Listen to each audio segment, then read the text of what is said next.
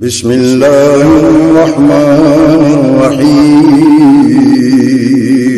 شروع اللہ کے نام سے جو بڑا مہربان نہایت رحم والا۔ سے گزارش کروں گا کہ وہ یہاں تشریف لائیں، طلباء کو نصیحت فرمائیں۔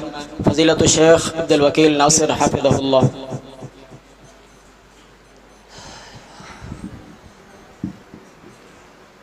السلام علیکم ورحمۃ اللہ وبرکاتہ۔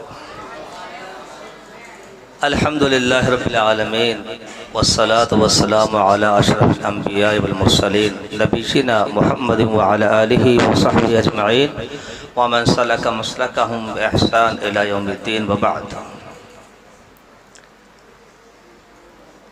اعوذ باللہ من الشیطان الرجیم۔ وقل الحمد للہ وسلام علی عبادہ الذین اصطفیٰ۔ وَإِذَا جَاءَكَ الَّذِينَ يُؤْمِنُونَ بِآيَاتِنَا فَقُلْ سَلَامٌ عَلَيْكُمْ كَتَبَ رَبُّكُمْ عَلَى نَفْسِهِ الرَّحْمَةَ۔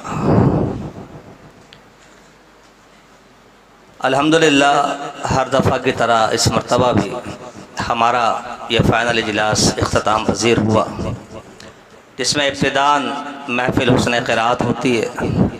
طلباء اپنی صلاحیتوں کا قرات کی صورت میں اظہار کرتے ہیں،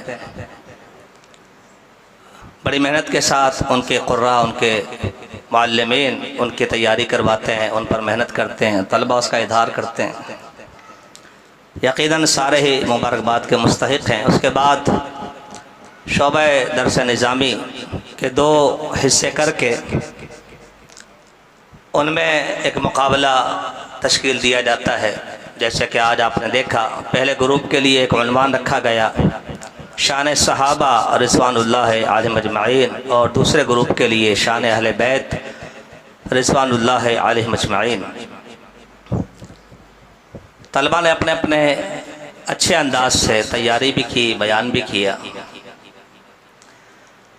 میں صرف اتنا عرض کرنا چاہتا ہوں، ہم نے نمبر طلباء کو دیے ہیں، الحمدللہ کاٹے نہیں ہیں، اور تمام اساتذہ نے ہی دیے ہیں، لیکن شان میں اور تعارف میں فرق ہے۔ یہ دو عنوان ہیں، تعارف اور چیز ہے، شان اور چیز ہے۔ ہاں مختصراً یہ صحیح ہے کہ آپ کہہ دیں صحابی کی تعریف یہ ہے اور پھر آپ شان بیان کریں، مختصراً آپ کہہ سکتے ہیں کہ یہ اہل بیت یہ ہیں، پھر آپ شان بیان کریں، مگر طلباء باوجود اچھی کوشش کے وہ اس کو تھوڑا سا گڈ مڈ اور خلط واپس کرتے رہے، کبھی تعارف پہ چلے جاتے، کبھی شان پر آ جاتے۔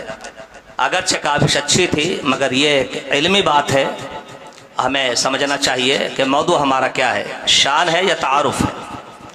تو یقیناً آپ کے کاوش مبارکباد آپ کو دی جاتی ہے، آپ نے اچھی کوشش کی، اور یقیناً طلباء جس انداز سے تیاری کرتے ہیں، بسا اوقات نہ صرف طلباء بلکہ اساتذہ بھی ان کے نکات سے کچھ فائدہ اٹھا لیتے ہیں، اور یقیناً یہ ایک تعریف کی بات ہے، ستائش کی بات ہے کہ طلباء ماشاءاللہ محنت کرتے ہیں۔ البتہ اردو کے بھی کچھ اسلوب ہیں، انداز ہیں، آداب ہیں، اس کو بھی ملحوظ رکھنا چاہیے، کیونکہ طلباء ظاہر سی بات ہے کہ بہت سے طلباء کی زبان حقیقتاً یا کہتے ہیں مادری زبان اردو نہیں ہے، اس کی وجہ سے فرق آ جاتا ہے، اس کو بھی تھوڑا سا ملحوظ رکھنا چاہیے۔ اسی طرح عربی کے جو اعراب ہیں یا عبارت کا جو پیش کیا جانا ہے قرآن و حدیث کی، اس کو بھی ایک دفعہ سمجھ لینا چاہیے، پرکھ لینا چاہیے، تاکہ صحیح عبارت آپ یہاں نقل کر سکیں۔ اللہ کا ارشاد ہے، فَبَشِّرْ عِبَادَ الَّذِينَ يَسْتَمِعُونَ الْقَوْلَ فَيَتَّبِعُونَ أَحْسَنَهُ۔ اچھے لوگ وہ ہیں، خوشخبری ان کے لیے ہے، بشارت ان کے لیے، بات کو بڑی توجہ سے سنتے ہیں، اور سننے کے بعد اچھی بات کی اتباع کرتے ہیں، ہر بات کی نہیں، اچھی بات کی اتباع کرتے ہیں، اس کو اپنے دامن میں ڈال لیتے ہیں، دل میں بسا لیتے ہیں، دماغ میں رکھ لیتے ہیں، یاد کر لیتے ہیں۔ اور پھر ان کے بارے میں کیا کہا، اولئک الذین ھداھم اللہ، ہدایت بھی انہی کے پاس ہے اللہ کی طرف سے، اور اولو الالباب، صاحب خرد و دانش بھی یہی لوگ۔ تو یہ میرے لیے بھی نصیحت ہے، آپ کے لیے بھی۔ اللہ سے دعا ہے کہ اللہ تعالیٰ جمیع صحابہ کرام رضوان اللہ علیہم اجمعین اور تمام اہل بیت اطہار رضوان اللہ علیہم اجمعین سے ہمیں دلی محبت عقیدت نصیب فرمائے اور انہیں کے منہج اور انہیں کے سلوک کے مطابق اللہ تعالیٰ مجھے آپ کو ہم سب کو سفر کرنے کی توفیق عطا فرمائے. اور یہ ادارے کہ جو اس نظریاتی سرحد کے محافظ ہیں کہ اہل بیت کا مقام کیا ہے، ان کا تعین کیسے کیا جاتا ہے، صحابہ کرام کون ہیں، ان کا تعین کیسے ہوتا ہے، ان کے فضائل کیا ہیں، اور کتاب و سنت ہماری کیا رہنمائی کرتے ہیں.